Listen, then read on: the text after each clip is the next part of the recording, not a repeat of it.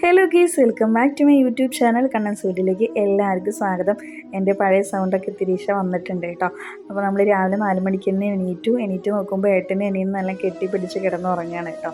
അപ്പോൾ ഉറക്കത്തിലൊക്കെ ഈ സ്നേഹം ഉണ്ടാവും. എണീറ്റ് കഴിഞ്ഞാൽ ഹാളിൽ 2 അടി കൂടലൊക്കെ ആയിരിക്കും. അപ്പോൾ ഞാൻ ചുമ്മാ എടുത്തുവെന്നേ ഉള്ളൂ കേട്ടോ.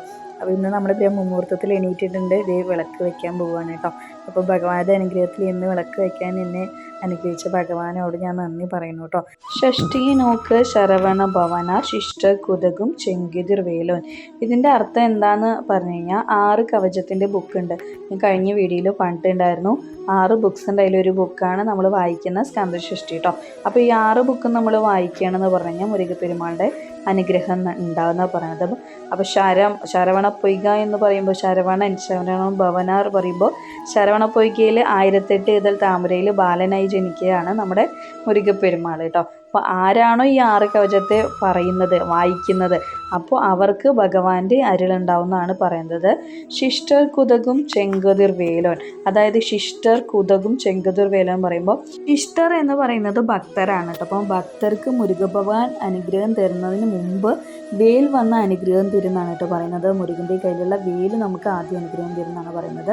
പിന്നെ സൂര്യൻ ഉദിക്കുന്ന പോലെ വേലിങ്ങനെ ഉദിച്ച് വരുന്നു എന്നാണ് വിശേഷിപ്പിക്കുന്നത് കേട്ടോ. അടുത്ത ലൈന് പാദം 2 പന്മണി ശതങ്കി ഗീതം പാട് കിങ്കിണിയാട്. ഇതെന്ന് പറയുന്ന വേലും പിടിച്ച മുരുക ഭഗവാനെയും വേലിനെയാണ് അടുത്തത് വർണ്ണിക്കുന്നത് കേട്ടോ. 2 കാലുകളിലും പന്മണി ചിലങ്കയാണ് ഭഗവാൻ അണിഞ്ഞിരിക്കുന്നത്. ആ ചിലങ്ക് പാടുകയാണ്, അതായത് പാടുക, കാലാടുമ്പോൾ ആ ചിലങ്ക പാടുന്നാണ് പറയണത്. അപ്പോൾ കിങ്കിണിയാട്, അതാണ് ഈ കിങ്കിണി എന്ന് ഉദ്ദേശിക്കുന്നത്. കാലിൽ പാദസരം കിലുങ്ങുന്നില്ലേ, ആ ഒരു സൗണ്ടിനെയാണ് കിങ്കിണി ആട് എന്ന് പറയുന്നത് കേട്ടോ. അപ്പോൾ ഭഗവാന്റെ പാദത്തിൽ ചിലങ്ക അണിഞ്ഞിരിക്കുന്ന ആ ചിലങ്കേനെയാണ് വർണ്ണിക്കുന്നത്. അടുത്തത് മയിൽ നടനം ചെയ്യും മയിൽവാഹനനാർ, അതായത് മയിൽ ഇങ്ങനെ ആടുമ്പോൾ നമുക്കിങ്ങനെ അത് കണ്ടിട്ട് മയക്കം വരും കേട്ടോ. അതുപോലെയാണ് മയിൽ ആടുന്നത്. ആ വാഹനത്തിൽ കയറിയിട്ടാണ് ആര് വരുന്നത്, നമ്മുടെ മുരുക ഭഗവാന് നമ്മളെ അനുഗ്രഹിക്കാൻ വേണ്ടി വരുന്നത്. ആരുമായിട്ട്, വേലും മയിലും ആയിട്ടാണ് നമ്മളെ അനുഗ്രഹിക്കാനായിട്ട് ഭഗവാൻ വരുന്നതെന്നാണ് അടുത്ത ലൈൻസിൽ വർണ്ണിക്കുന്നത് കേട്ടോ. വര വേലായുധനായി വരുക മയിലോൻ വരുക. അപ്പോൾ വരുക മയിലോൻ വരുക പറയുമ്പോൾ ഭഗവാനെ വേലുമായിട്ട് നമ്മുടെ മയിലിൽ കയറിയിട്ട് വരുന്നതാണ് കേട്ടോ ആ ലൈൻസിൽ പറയുന്നത്. ഇന്ദിരൻ മുതല എന്തിശി പോറ്റ് മന്ദിര വടിവിൽ വരുക. ഇതെന്ന് പറയുന്നത് 8 ദിശയിലൂടെയാണ് ഭഗവാൻ വരുന്നതെന്ന് പറഞ്ഞിട്ട് 8 ദിശയുണ്ട്. അപ്പോൾ 8 ദിശയിലുള്ള ഭഗവാന്മാർ കാത്തിരിക്കുകയാണ് ഏത് ദിശയിലൂടെ ആയിരിക്കും മുരുക ഭഗവാൻ വരിക എന്ന് പറഞ്ഞിട്ട് കേട്ടോ.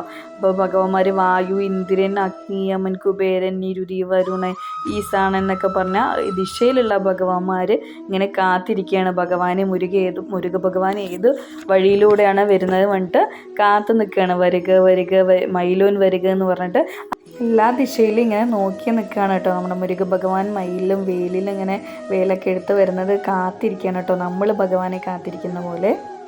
പിന്നെ പറയുന്നത് മന്ദിര വടിവിൽ എന്ന് പറയുന്നുണ്ടായിരുന്നു കേട്ടോ. അപ്പോൾ അത് മന്ദിര വടിവിൽ എന്ന് പറയുന്നത് നമ്മുടെ ഈ കാലഘട്ടത്തിലെ തന്ത്രങ്ങളും മന്ത്രങ്ങളും പിന്നെ ആരെന്ത് ചെയ്താലും മായ ചെയ്താലും അഴിമതി ചെയ്താലും ഒക്കെ മുരുക ഭഗവാന്റെ മന്ദിര വടിവിൽ കൊണ്ടുവരുമ്പോൾ ആ എന്ത് ചെയ്ത നമ്മൾക്ക് ആരെന്ത് ചെയ്താലും നമ്മൾ ഈ സ്കന്ദഷഷ്ടി വായിക്കുന്നതിലൂടെ മുരുക ഭഗവാന്റെ വേല് വന്ന് തടുക്കുമെന്നാണ് ഇതിൽ പറയുന്നത്. അപ്പോൾ എല്ലാവർക്കും മനസ്സിലായെന്ന് വിചാരിക്കുന്നു. അപ്പോൾ വീഡിയോ ഇഷ്ടമായിലേക്ക് ഷെയർ ചെയ്യുക, കമൻറ്റ് ചെയ്യുക, സബ്സ്ക്രൈബ് ചെയ്യാത്തതിന് സപ്പോർട്ട് ചെയ്യാൻ മറക്കരുത്.